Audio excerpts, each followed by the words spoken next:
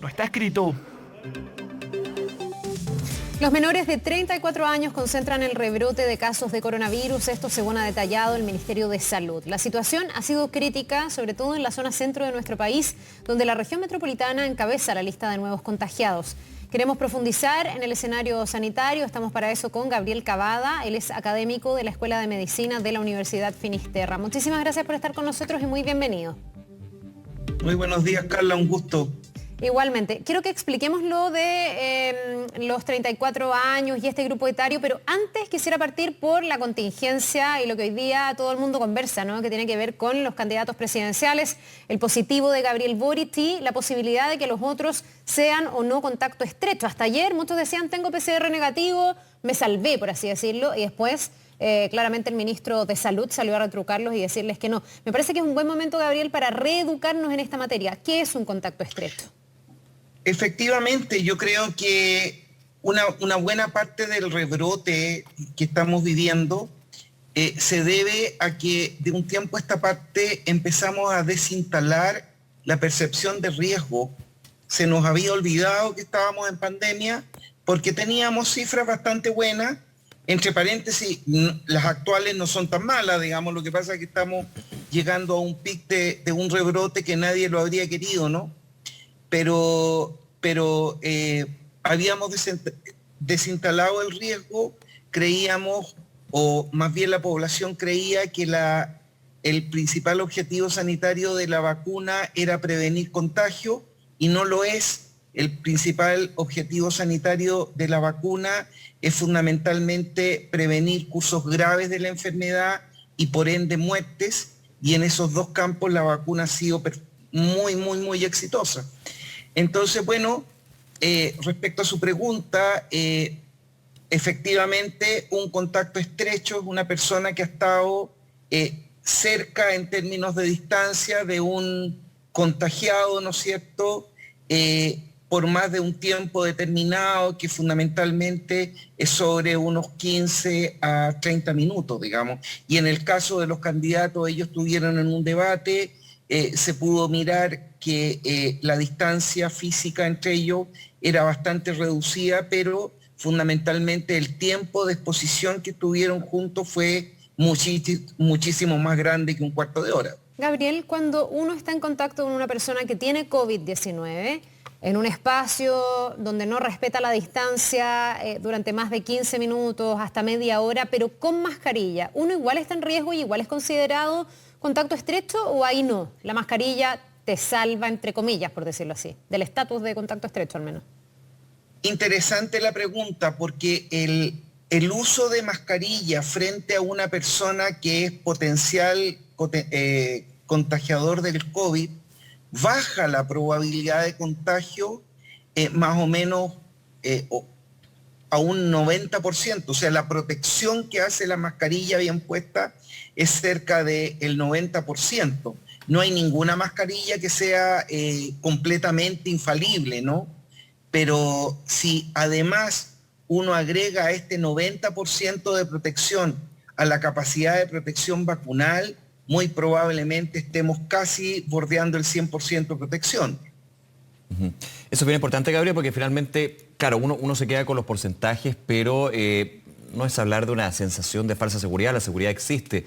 De todas maneras, siempre lo hemos comentado contigo muchísimas veces.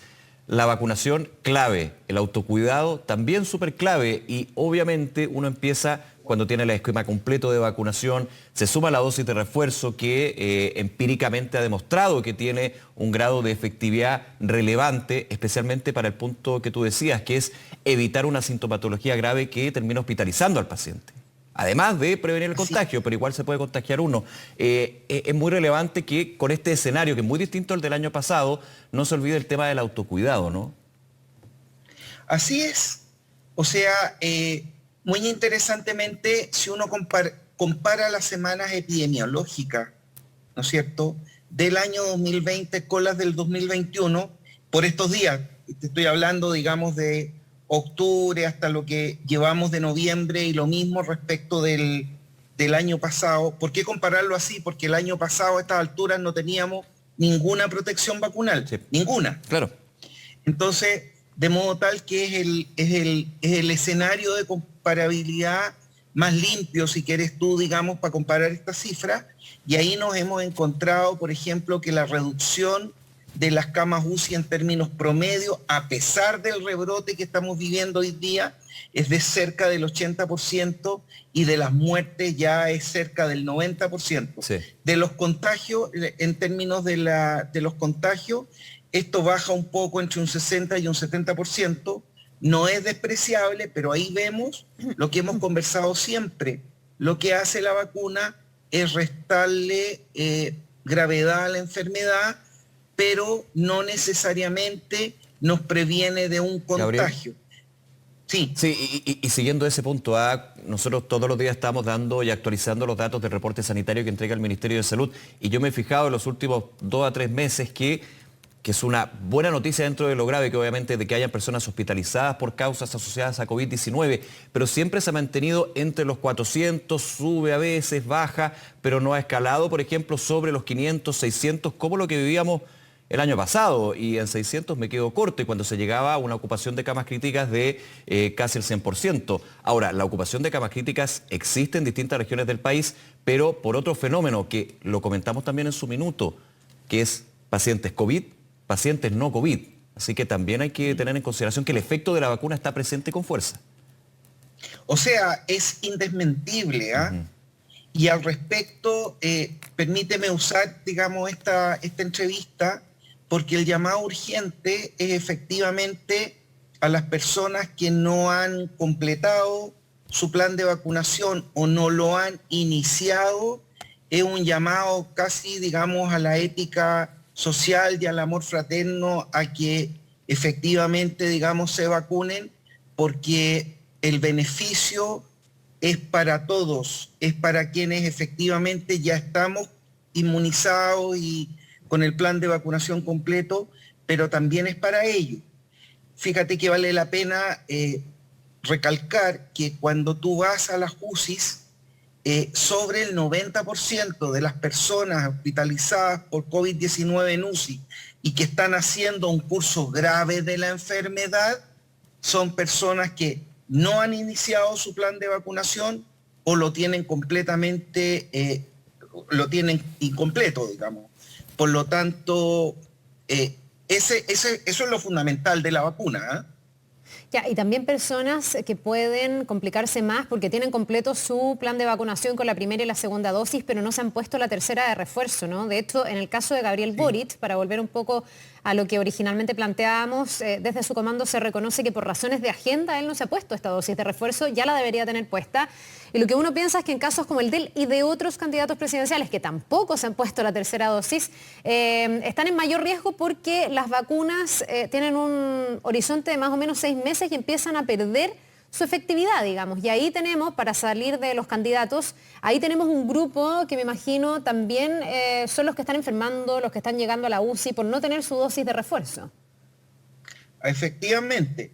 Y hay otro tema que hace más o menos un par de semanas lo intentó puntualizar el ministro, pero resulta que los niños a partir más o menos de 1 año pueden contagiarse el COVID. Afortunadamente ellos no hacen una enfermedad grave, pero actualmente, digamos, el plan vacunal nos está cubriendo a partir de los 6 años de edad. Claro. Pero resulta que tenemos 5 años, digamos, el año 2, 3, 4, 5, que todavía no están inmunizados, ¿no es cierto?, porque no hay autorización para esas vacunas, pero si uno considera que más o menos por año en Chile nacen alrededor de 250.000 guaguitas, y la mortalidad perinatal es bastante baja en Chile, por lo tanto, los que nacen viven, digamos. Sí. Estamos hablando que por cada año estamos aumentando la cantidad de susceptibles, o sea, de gente que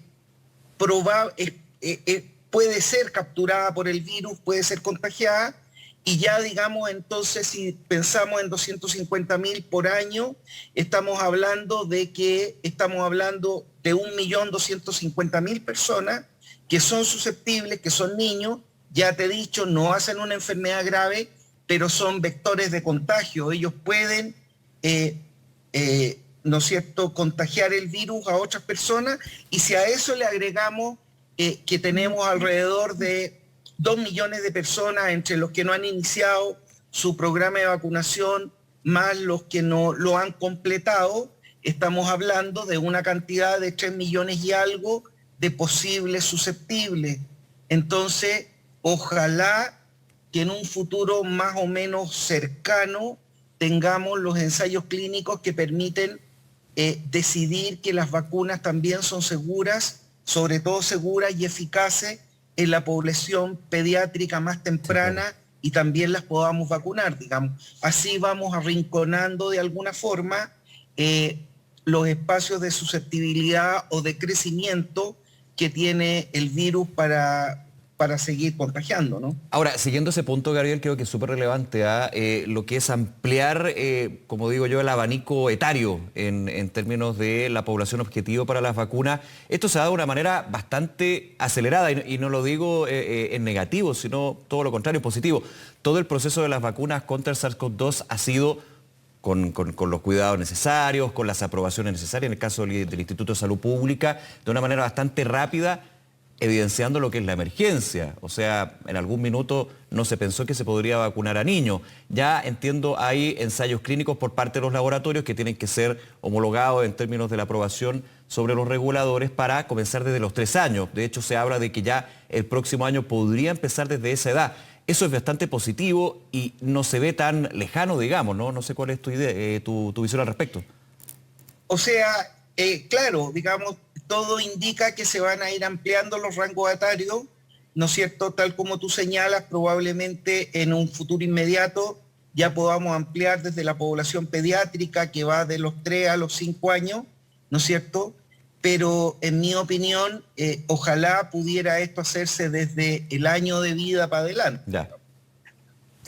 Bien, pues es un tema que vamos a seguir monitoreando permanentemente, a no bajar las alertas y volver a poner sobre la mesa cuantas veces sea necesario la importancia del autocuidado y también, por supuesto, de la vacunación. Gabriel Cavada, académico de la Escuela de Medicina de la Universidad Finisterra, muchísimas gracias por habernos acompañado esta mañana. No, un placer, un gusto haber conversado con ustedes. Un abrazo grande, pues. Nos vemos. Hasta luego. Vamos a cambiar de tema. Causaron polémica